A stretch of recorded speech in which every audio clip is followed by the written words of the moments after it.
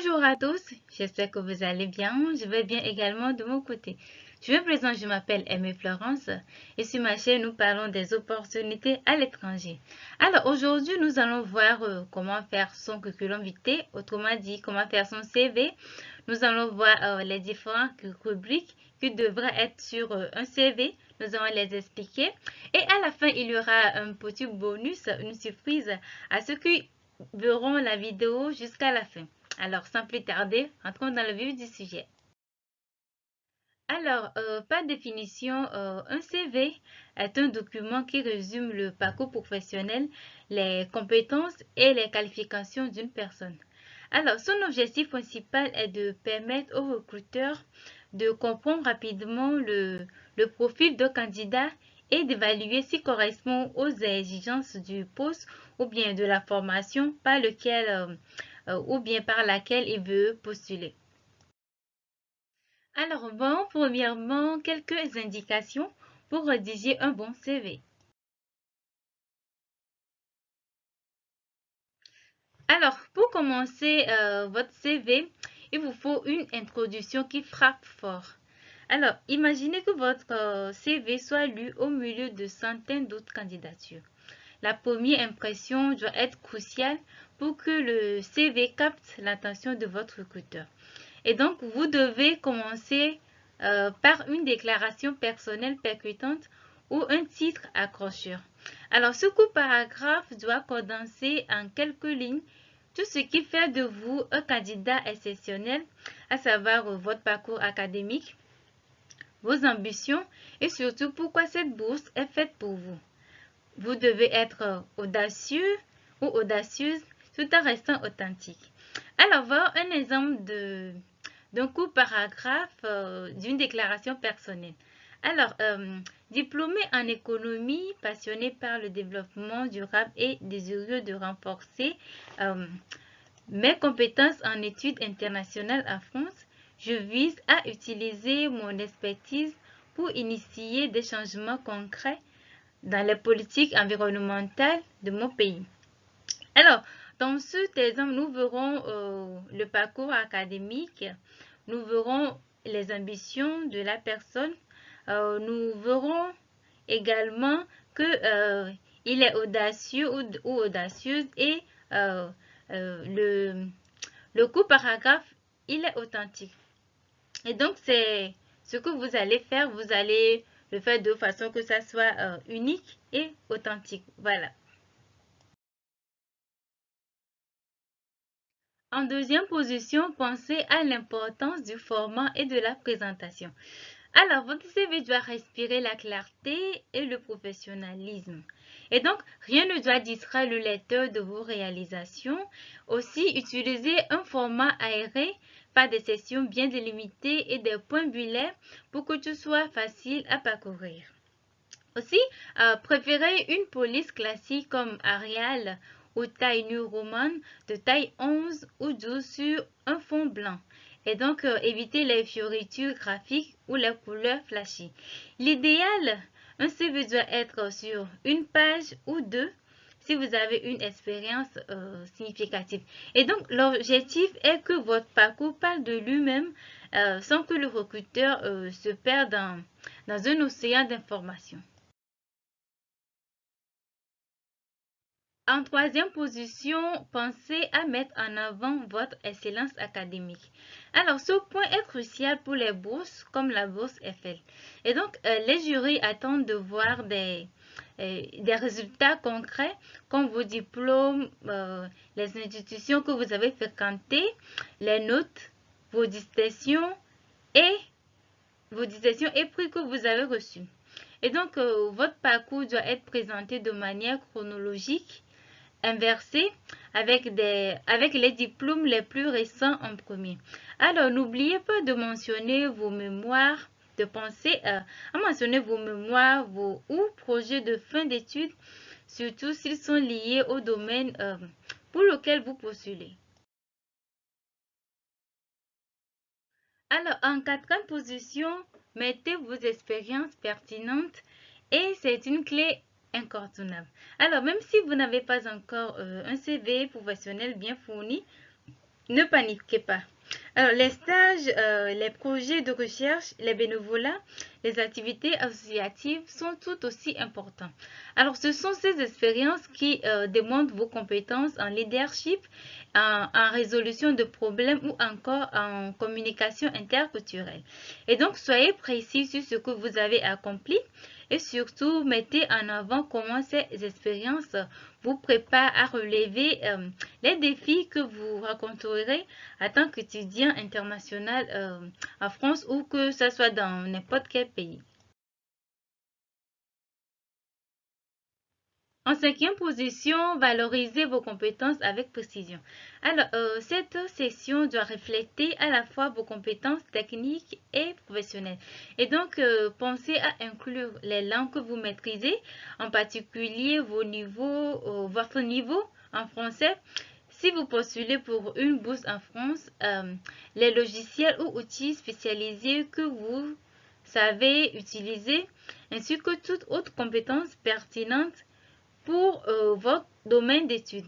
Et donc, pour la bourse Eiffel, ceux qui postulent à la bourse Eiffel, insistez plus sur des qualités comme l'adaptabilité et la capacité à travailler dans un environnement multiculturel. En sixième position, pensez à vos activités extracurriculaires. Alors ici, vos hobbies et centres d'intérêt peuvent relever des aspects importants de votre personnalité. Alors, un sport que vous pratiquez depuis plusieurs années montre votre engagement et votre persévérance. Ainsi qu'un rôle dans une association montre votre capacité à travailler en équipe et à diriger. Et donc, choisissez des exemples précis plutôt et pertinents qui renforcent votre candidature. En septième position, pensez à adapter votre CV aux objectifs de la bourse ou de la formation sollicitée. Alors, c'est ici que tout se joue. Par exemple, la bourse Eiffel recherche des leaders en devenir capables de jouer un rôle clé dans le développement de leur pays ou de leur domaine d'expertise. Et donc ici, montrez clairement comment vos ambitions s'alignent avec ces attentes. Et donc, pourquoi avez-vous choisi la France? En quoi cette expérience va-t-elle vous permettre de concrétiser vos projets futurs? Ce sont ces questions qui guideront la lecture de votre CV. Et en huitième position, pensez à appuyer vos réalisations avec des preuves concrètes. Et donc, ne vous consentez pas à dénoncer vos réalisations, mais prouvez-les. Et donc, ajoutez des liens hypertextes à vos projets, certificats ou diplômes. C'est une manière efficace de donner du poids, de donner du poids à vos affirmations et de permettre au comité de sélection de vérifier vos compétences de manière concrète. Alors, à présent, nous allons voir les différentes rubriques d'un CV, les différents éléments qui composent un CV. Et donc, je les ai énumérés de 1 à 11. Et donc, c'est à vous de voir comment les agencer. En 1, on a les informations personnelles. Et donc, ici, vous allez mettre vos noms, vos prénoms, vos coordonnées, l'adresse, numéro de téléphone et l'adresse email. Et donc, en 2, on a les objectifs professionnels. Et donc, ici, vous allez faire une brève introduction qui explique vos motivations et vos ambitions. Et donc, en troisième position, on a les expériences professionnelles. Et donc, ici, c'est une liste des postes occupés précédemment ou bien vos stages que vous avez effectués en commençant par le plus récent. Et donc, pour chaque poste ou bien chaque stage, il est important de mentionner le nom de l'entreprise, les dates du début et de fin de stage ou de l'emploi. Voilà. Et donc, ainsi que les principales missions et vos réalisations. En quatrième position, formation ou parcours académique. Et donc ici, vous faites une liste des formations obtenues en commençant par le plus élevé. Et donc, il est également recommandé d'inclure les formations complémentaires et les certifications pertinentes. Et donc, en cinquième position, nous avons les projets universitaires. Et donc, ici, vous allez mettre vos recherches ou projets majeurs réalisés. Alors, en sixième position, nous avons les compétences. Alors, ici, c'est une section qui met en avant les compétences techniques et transversales du candidat, telles que les langues étrangères, les logiciels informatiques, les compétences en communication technique, linguistique et numérique. Et donc, en septième position, nous avons les centres d'intérêt. Ici, c'est une mention des activités personnelles qui permet de montrer la personnalité et les qualités du candidat en dehors du cadre professionnel et qui sont en lien avec vos objectifs académiques. En huitième position, nous avons le leadership et la vie associative. Et donc ici, c'est votre implication dans les associations. En neuvième position, nous avons les référents. Ici, ce sont des personnes prêtes à vous recommander pour votre candidature. En 10, nous avons les prix d'excellence, ce qui signifie vos récompenses et vos distinctions académiques. Et en 11e et en dernière position, nous avons une photo d'identité. Et donc, voilà, la photo, elle est facultative. Et donc, ça dépend de vous si vous voulez le mettre ou pas. Mais moi, je conseille toujours de mettre la photo. Voilà. Alors, maintenant, nous allons répondre aux questions fréquentes des candidats. Nous allons commencer par la première question. Mon expérience professionnelle est limitée. Comment valoriser mon CV? Alors, ce qui veut dire que la personne n'a pas d'expérience professionnelle et donc comment remplir cette partie. Et donc, ne vous inquiétez pas, l'expérience ne se limite pas au monde professionnel. Et donc, mettez en avant vos stages, vos projets académiques et vos activités parascolaires. Et donc, ces expériences relèvent souvent des compétences clés comme le leadership, la collaboration ou encore la gestion du projet. La question suivante, je n'ai pas beaucoup d'activités extrascolaires, est-ce un problème? Et donc, je répondrai non, mais dans ce cas, souligner les projets académiques qui montrent des compétences transversales comme l'organisation, la gestion d'équipe ou la communication. Même un rôle mineur dans une association peut être un atout si bien présenté. Alors, une autre question, comment puis-je montrer mon potentiel de leadership? Et donc, ici, citez des exemples concrets où vous avez pris des initiatives ou dirigé des équipes. Alors, cela peut être dans un cadre académique, associatif ou même dans un projet professionnel. Alors, une autre question qui arrive souvent, dois-je faire un CV différent pour chaque bourse? Et donc, je répondrai oui. Il est toujours recommandé d'adapter votre CV aux exigences spécifiques de chaque programme de bourse. Et donc, mettez en avant les compétences ou expériences les plus pertinentes en fonction des critères de sélection de la bourse ou bien de la formation sollicitée. La suivante et dernière question est, est-ce un problème si mon CV dépasse une page? Je répondrai pas forcément. Si votre contenu est pertinent et bien structuré, une seconde page est acceptable. Toutefois, veillez à ce que chaque information ait une vraie valeur ajoutée. Et donc, en appliquant ces conseils et en vous investissant pleinement dans la préparation de votre CV, vous mettez toutes les chances de votre côté pour réussir. Et donc, j'ai moi-même suivi ces méthodes et cela a fonctionné. Alors, lancez-vous avec confiance et persévérance. Maintenant, nous allons voir la surprise dont je vous parlais au tout début de la vidéo. C'est un CV fait par Campus France qui est accepté et peut être utilisé par n'importe quelle procédure, par exemple TUDA France, Bourse Eiffel et pourquoi pas dans toutes les bourses et procédures dans l'Union européenne. Alors voilà, c'est le CV dont je parlais. c'est un CV fait par Campus France. Et donc, voilà, si vous respectez les différentes rubriques, voilà, votre CV sera sûrement accepté. Et donc, voilà, je zoome.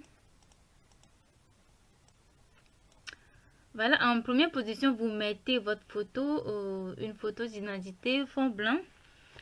Vous le prenez, voilà, une photo sérieuse. Ensuite, vous mettez votre adresse email, votre numéro de téléphone, vous mettez votre adresse postale et ensuite vous mettez votre lien LinkedIn. Voilà. Et donc après, en haut ici, vous mettez votre nom et prénom.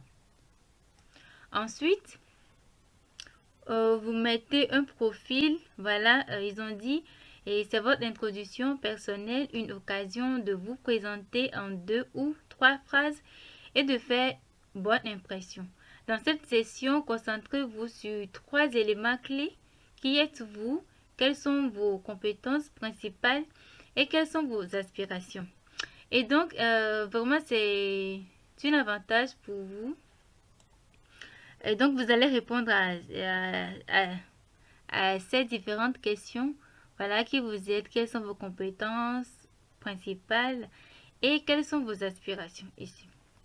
Et donc, après, vous avez le rubrique parcours universitaire. Et donc, ici, vous allez mettre le nom du diplôme ou de la formation. En bas, vous allez mettre le nom de l'établissement. Vous allez mettre, comme vous êtes en cours, vous allez mettre 2022-2024. Et donc, après une courte présentation de vos études, détaillez vos spécialisations ou cours pertinents qui sont directement liés au poste ou au programme pour lequel vous postulez. Et donc, ici, vous allez mettre toutes ces informations, ce qui est écrit ici, vous allez le voir. Vous allez essayer de les formuler et les mettre. Et donc, ils ont dit ici, n'oubliez pas de mentionner toute spécialisation, option ou mention. Et donc, si vous avez déjà réalisé des stages ou un mémoire, mettez-les en avant ici. Et donc, voilà, vous allez suivre ces indications et puis les mettre ici. Et donc, nous avons encore nom du diplôme ou de la formation, nom de l'établissement 2020-2022. Ce qui veut dire que vous allez mettre vos formations récentes en haut et les formations que vous avez eu à faire avant, vous allez les mettre en bas. Voilà. Et donc ici, après une courte présentation de vos études, détaillez vos spécialisations ou cours pertinents qui sont directement liés au poste ou au programme pour lequel vous postulez. Et donc, c'est comment vous allez les faire. Ici, ils ont également dit, n'oubliez pas de mentionner toute spécialisation, option ou mention. Et donc, si vous avez déjà réalisé des stages ou un mémoire, mettez-les en avant ici. Maintenant, nous allons voir l'expérience professionnelle. Et donc, ici, en première position, mettez nom du poste occupé ou emploi saisonnier. Vous mettez l'entreprise et ville. Par exemple, ils ont écrit juillet 2022 et août 2020, juillet 2022 en août 2022. Et donc, vous allez mettre la durée dans laquelle vous avez effectué votre stage ou bien vous avez effectué voilà, votre stage ou bien votre voilà, emploi. Et donc, après avoir présenté vos études, mettez en lumière vos expériences professionnelles et pratiques afin de démontrer comment vous avez appliqué vos compétences et vos connaissances dans un environnement de travail réel. Et donc ici, vous allez mettre comment, vous allez dire comment vos études vous ont permis de voilà d'avoir des expériences professionnelles et comment vous avez pratiqué ces expériences, voilà, et montrer comment vous avez appliqué voilà, vos compétences et vos connaissances dans un environnement de travail réel. Et donc ici, présentez une description détaillée de vos tâches et missions. Voilà, ici vous allez mettre ce que vous avez réalisé. Vous allez mettre l'accent sur les compétences liées aux exigences du poste et vous allez mettre également les résultats obtenus, les mots clés ciblés, les éléments pertinents. Et donc voilà, vous allez le faire. C'est vraiment un avantage pour vous. Donc, nous allons remonter. Après, nous avons les compétences. Voilà. Et donc, ici, vous allez mettre les compétences ciblées, les attitudes pertinentes, les qualités spécifiques et vos distintions au prix. Voilà. Vous allez les mettre au niveau de compétences. Et donc, après, nous avons langue. Voilà. Et donc, vous allez mettre ici à ne pas inventer. Si vous ne parlez pas l'espagnol, ne mettez pas. Si vous ne parlez pas l'anglais, ne le mettez pas parce que vous risquez quand vous aurez votre entretien là, peut-être que l'agent va vous demander de lui parler en anglais si vous ne le maîtrisez pas, ou bien de lui parler en espagnol si vous mettez exactement votre langue que vous parlez ici, que vous maîtrisez plutôt. Et donc vous mettez l'anglais, voilà, si c'est très bon niveau, vous le mettez. Si c'est niveau débutant, mais c'est niveau intermédiaire. Si c'est niveau bon, vous le mettez. Ainsi que l'espagnol, si vous avez quelques notions, vous le mettez. Et si vous ne l'avez pas, ne le mettez pas. Et en anglais, ou bien, voilà, en anglais aussi, si vous ne savez pas grand-chose, vous pouvez mettre notion de base. Voilà, et nous avons après les références. Ici, vous allez donner les noms et prénoms du référent, fonction ou métier, et aussi vous allez mettre son adresse email. Et les références, ce sont des personnes qui vous postulent au bout de ce sont par exemple vos enseignants, vos recruteurs qui vous connaissent bien, voilà, et qui peuvent témoigner, parler de vous, voilà, ou bien vos tuteurs.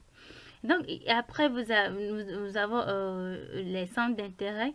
Si vous allez, mais si vous jouez de la musique, oui, ou bien si vous jouez de la piano, vous aimez le football, vous aimez voyager, vous aimez lire, vous le mettez, vous mettez ce que vous aimez lire, ou bien ce que vous pratiquez comme sport et tout et tout. Et donc, voilà le CV. Et donc, il est fortement recommandé aux ceux qui font le campus France, ou bien la bourse CFL, ou bien n'importe quelle bourse, que ce soit dans l'Union européenne, ça pourrait y aller. Voilà. Alors, c'est tout pour cette vidéo. J'espère que ça vous a plu. Et donc, si vous avez des questions, n'hésitez pas à les laisser en commentaire. Je vous répondrai avec plaisir et à temps réel. Et donc, surtout, n'oubliez pas de vous abonner, liker et activer la cloche de la notification pour ne manquer aucun de mes futurs conseils. Et donc, on se dit à bientôt. Bye bye.